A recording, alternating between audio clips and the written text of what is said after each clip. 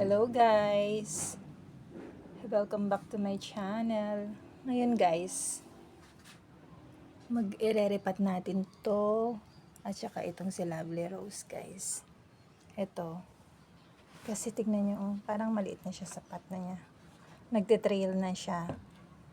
Tapos ang dami niyang babies dyan. Ang ganda niya pag nag-trail. Lumago na siya guys. Oh, nagustuhan naman niya sa rain or shine. Ayan, galing siya sa labas guys. Ngayon, irerepat natin siya dito sa clay pot. Ayan. Kung kung ilang inches to guys. Ayan, ang isang dangkal at mahigit. Ayan. Maganda siya dito guys. Kapag ka nag-trail. O, tingnan nyo guys. O. Ayan. Tapos, itong si Lovely Rose din, kasi hindi ko pa siya nareripat hanggang ngayon. Tagal na niya dito sa pot niya. Tignan nyo, oh. Nag-open na nga siya. Pero dito ko siya ilalagay sa white pot, guys. Ayan, medium size to. Ayan. Ayan yung butas niya. Ayan, guys. Mag-start na tayo. Kaya lang hindi ko, alam nyo guys, hindi ko alam guys yung ID nito. Nakalimutan ko na eh. Hindi ko naman alam kung si, ano ba to, Mendocay. Hindi naman siya si si Cheesecake. Parang hindi naman siya si, pero tingnan nyo oh, ang lalaki ng dahon niya guys nung nabili ko. Ayan, yung dahon niyang una guys, malalaki. Si Cheesecake kaya yan guys. Pero bakit ganyan? Hanggang sa naging leggy siya. Tapos nung umulan na, nagumpisa ng umulan, ayan, bumalik na rin siya sa pagka-clamp. Gumanda na yung mga rosette niya guys. Kaya ngayon, time to repat. Ito guys yung ano natin, soil mix na gagamitin. Pressurized hull, tapos garden soil, tapos ano ba to, cow manure. Ayan guys. Kasi guys, yung mga succulent na pinanggamitan ko nitong soil mix ko, nagustuhan naman nila. Kaya ito ang gagamitin natin guys ngayon. Ayan guys, mag-umpisa na tayo. Natatakpan, baba muna natin to guys. Ang bigat kasi, natatakpan naman na yung camera kapag nilagay ko siya dyan sa table. Kaso, paano nyo makikita guys? Ayan ang paano ko kaya to? Parang nahirapan akong mag-alis nito guys. Wait lang. Wait lang guys ha. Ayan, lalagyan na natin ng lupa. Ano yun, Lily? Lily? Ayun si Lily guys, oh. Lily! Hi! Hi, bebe! Uy, sama-sama siya eh. Ayan. Teka lang guys. Ang hirap kasi ang bigat nitong pot.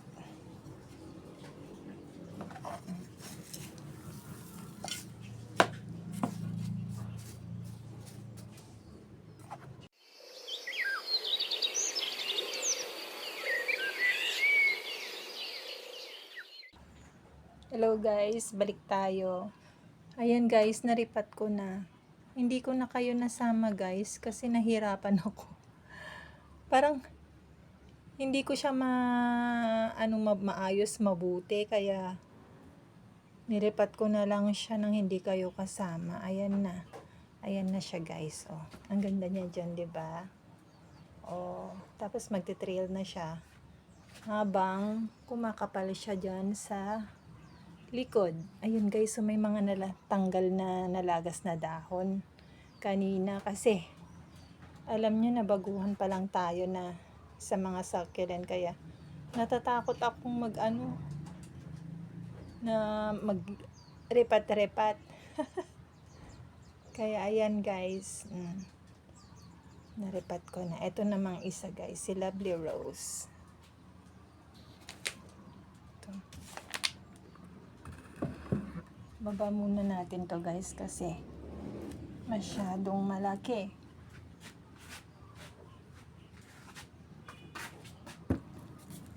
Yan si Lovely Rose dyan. Tapos ito yung pot na gagamitin natin sa kanya. Ayan. Diyan muna siya. Madilim ba guys? Madilim yung camera. O, carry lang. Carry lang yan. Tapos, ito na si Lovely Rose. Hindi ko na gagalawin guys yung hindi nyo naman pala kita. Ano ba naman yan? Ayan. Hindi ko na gagalawin yung niya. Tignan nyo. Tignan nyo yung lupa niya. Ayan, parang may puti siya doon guys. Ano kaya yun?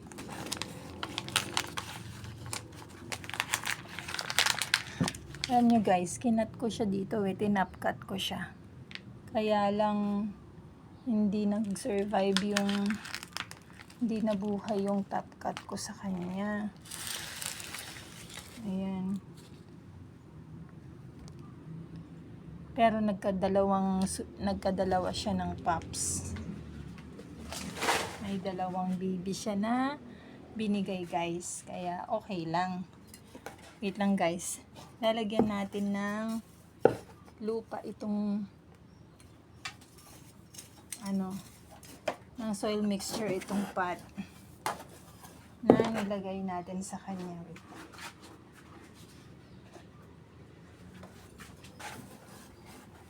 Kasi hindi kita dyan kasya dyan sa table. Ayan. Bakit kaya guys no? Ganyan din ba yung Lovely Rose nyo? Bumubuka. Pero pag nasa benggit siya, ang ganda ng pagka-clamp ng mga leaves niya, 'di ba? Pagdating dito sa lowland, bumubuka siya.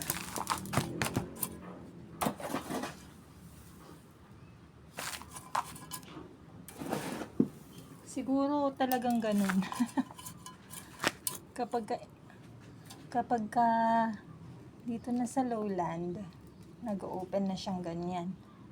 Tingnan nyo guys, parang baka fungus ito. Ito, nakikita nyo ba yan guys, yung white dyan? O, ayan o. O, itlog ng ants.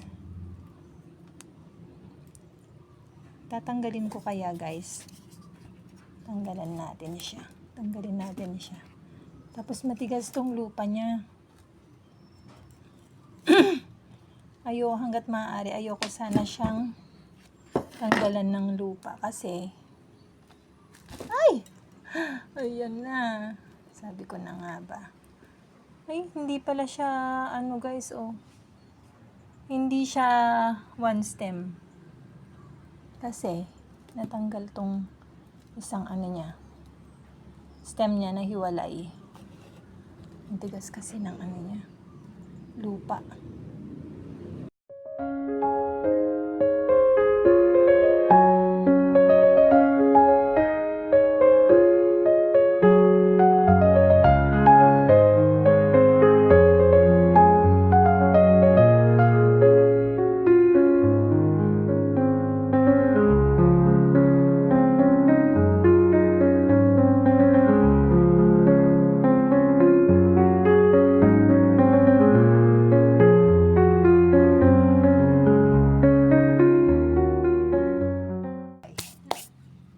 Ayan na guys, charan. Pasensya na kayo guys sa kalat ko. Wait lang. Kunin ko yung isang niripat natin. Ayan silang dalawa. Ayan. Guys, please comment down below kung anong ID nitong isa. Hindi ko kasi alam kung hindi ko ma-recognize kung sino siya kasi malalaki nung una.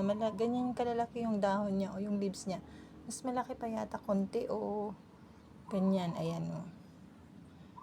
Tapos biglang lumiit ng lumiit hanggang ang akala ko na siya si Mendoza. Oh, pero tingnan nyo, oh, lumalaki na rin yung ano niya, yung leaves niya.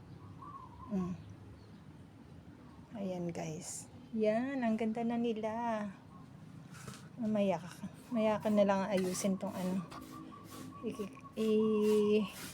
Lilinisin tong lupa dyan sa table. Oh. Ayan guys. Tadaan! Ganyan kapag hapon guys dito sa likod. Ayan. Ayan sila guys. Teka, papakita ko lang sa inyo ng saglit. Itong mga succulent natin dito. Tingnan nyo guys yung mga kulay nila. Ayan o, tingnan nyo nagpipink na sila. O, naka-recover na tong si Murasaki na naglagas. Na napunggos yung rosette niya. Tingnan nyo pink-pink na yung kulay ng rosette nila. O. Ayan, tingnan nyo o.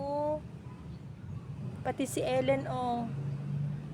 Nung last time na video natin green pa siya. Ayan, ngayon, ganyan na, pink, nagpipink na yung rosette niya.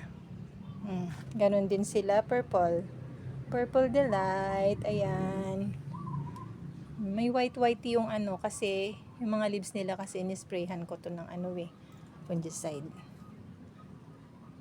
Ayan, si Fred Ives. Etong si Fred Ives, lagi kong nakakalimutan yung pangalan niya. Tapos may nag-comment dun sa last vlog natin na Fred Ives pala ang pangalan niya. Thank you po. Nakalimutan ko tuloy yung pangalan na naman nung nag-comment. Thank you po sa pagpapaalala. Ganyan talaga kapag nadadagdagan ng edad, nagiging makalimutin na. Ayan guys. Okay guys. Ayan sila sa hapon. Hapon dito. Ayan. May araw pa. Naarawan sila dito simula alas 9 ng umaga hanggang alas 3 ng hapon. Ayan. Tinanggal ko guys yung mga laman yan. Binaba ko lahat doon. Kasi aayusin ko guys. Ayan. Eto na oh. Si Tinkerbell. Ang dami niyang babies. Tinatanong ni Sislyn kung rain or shine daw ba lahat sila. Hi Sislyn, ng Grow with Lynn. Oo, rain or shine sila. Pero kapag kaalam ko na na-over na sila sa water, nilalagyan ko na ng payong dyan sa taas. Ayun, pero tapos naanggihan pa rin naman sila, nabasang-basa pa rin sa hangin na siguro, sa pressure ng hangin at saka ng ulan pag malakas, kahit may umbrella, nababasa pa rin sila. Ayan, tingnan nyo nga yung pinopagate kong Tinkerbell guys, ang daming nalusaw na dahon. Ayan, nayaan ko na lang dyan.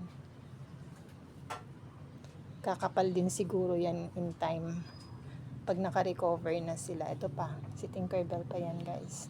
Okay guys, that's all for today's video. Salamat po sa panonood.